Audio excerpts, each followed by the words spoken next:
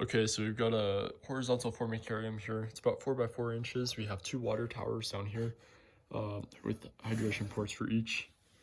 So these 2 chambers are relatively humid while these 4 are dry. So they serve more for storing seeds, storing pupae for the harvester ants. We have an exit port right here. We have a port for a humidity temperature probe right there, pretty tight fitting.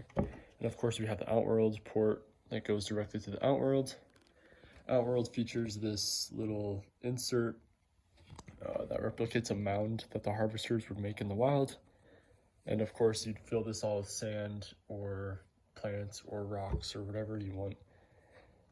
So the harvesters would go down and forage for seeds. They'd bring them back in through the tube, back into the nest, store them, and the larvae would eat them. And so this is just a pretty simple horizontal 4 by 4 formicarium. Each of these chambers are connected with these little tunnels. Glass is removable. Just gotta be careful with it.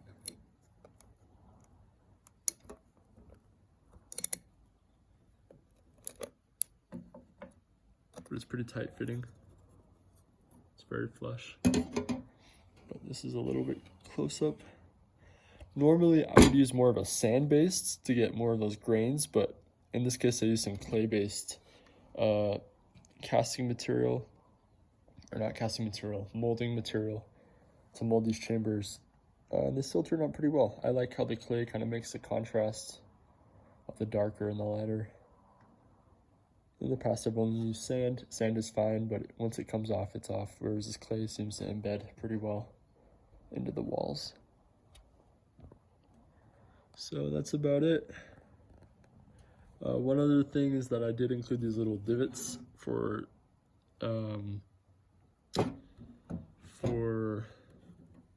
a heating wire, heating cable. This helps heat the ants because these ants love heat. The temperature probe goes between those 2. So the heating probes will run, or the heating cables will run across these 4 chambers up here. And the heating probe is between those. Water towers aren't directly heated, which is what you want.